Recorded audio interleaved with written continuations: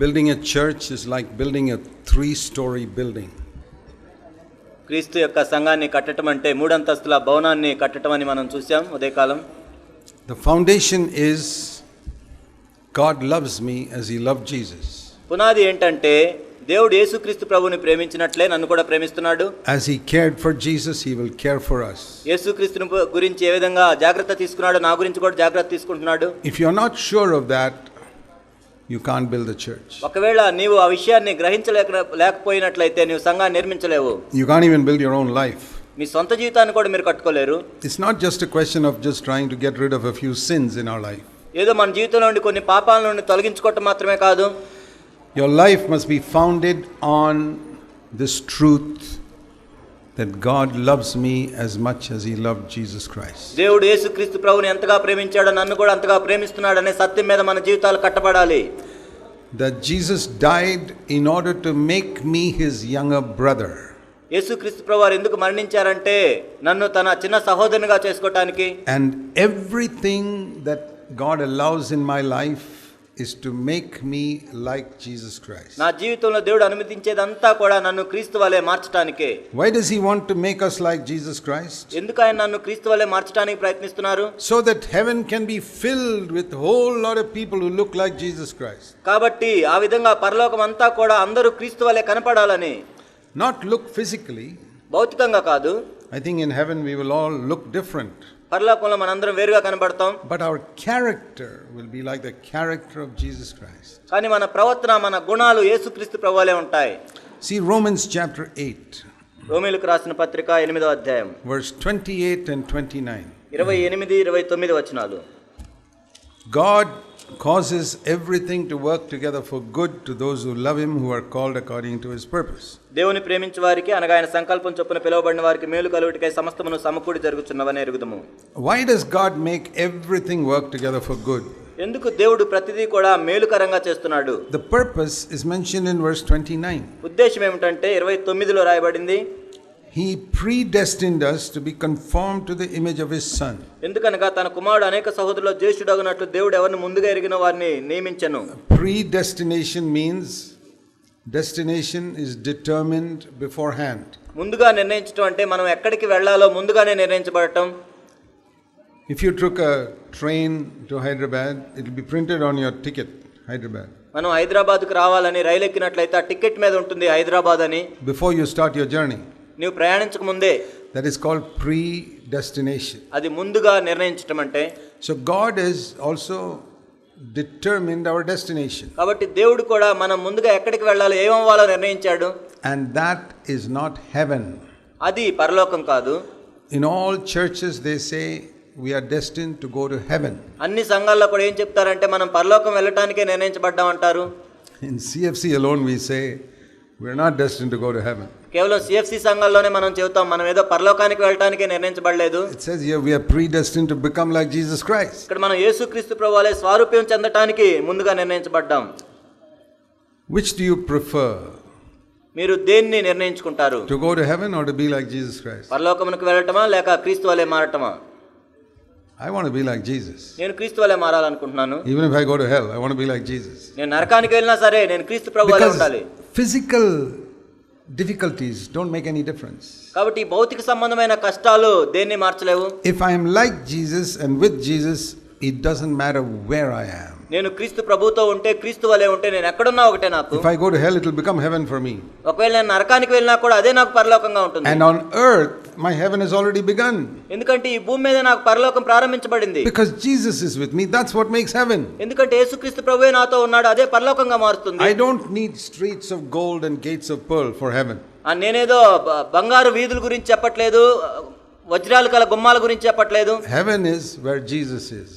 పరలోకం అంటే ఎక్కడైతే ప్రభు ఉంటాడో అదే పరలోకం. It's like, you know, if you're a girl married to someone whom you really love, నువ్వు నిజంగా ప్రేమిస్తున్న ఒక అబ్బాయిని నువ్వు వివాహం చేసుకుంటున్న ఒక అమ్మాయి అయితే you would rather live in a hut with him than in a palace without him.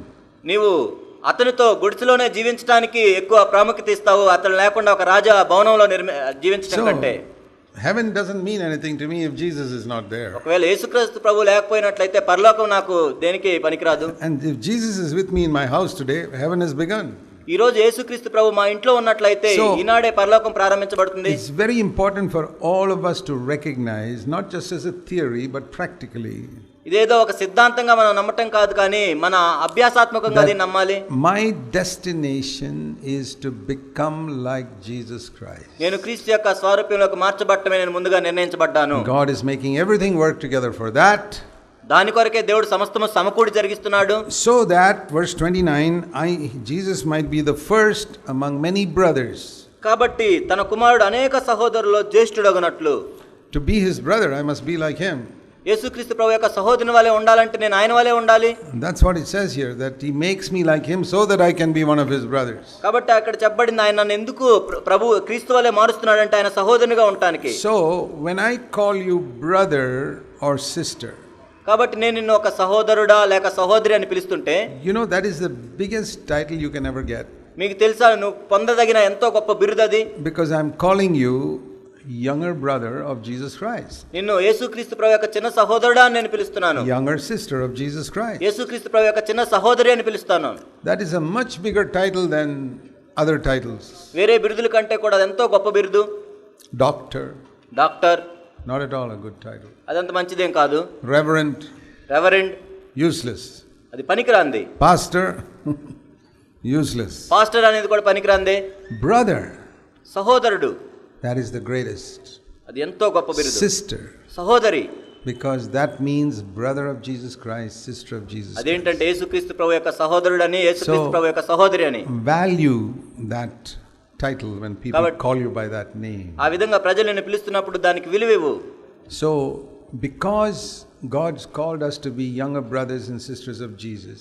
యేసుక్రీస్తు ప్రభు యొక్క చిన్న సహోదరులుగా సహోదరులుగా ఉండడానికి దేవుడు మనల్ని పిలిచాడు కాబట్టి, just like we love all our children equally, God loves all his children also equally. మన పిల్లలందరినీ మనం సమానంగా ఏ విధంగా ప్రేమిస్తామో దేవుడు కూడా ఆయన పిల్లలందరినీ సమానంగా ప్రేమిస్తాడు. Whatever God did for Jesus, he will do for you. దేవుడు ఏదైతే యేసుక్రీస్తు ప్రభువుకు చేశాడో నీకు కూడా అదే చేస్తాడు. If you fulfill the same conditions. ఒకవేళ ఆ షరతులను నువ్వు నెరవేర్చినట్లయితే. Jesus humbled himself always. యేసుక్రీస్తు ప్రభు ఎల్లప్పుడూ దీనునిగా చేసుకున్నాడు. He always did the Father's will, never did his own will. ఆయన ఎల్లప్పుడూ తండ్రి చిత్తాన్ని నెరవేర్చాడు, తన స్వచిత్తాన్ని ఎప్పుడు నెరవేర్చలేదు. So you decide to humble yourself always.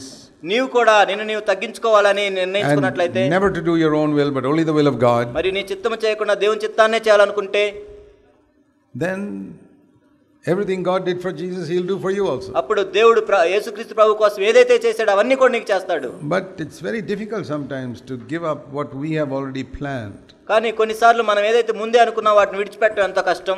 Have you already made some plan for your life? మీ జీవితం కొరకు ఇప్పుడే మీరు ప్రణాళికలు వేసుకొని ఉన్నారా? I'm going to do this job. నేను ఈ ఉద్యోగం చేయాలి. What if God tells you to give it up?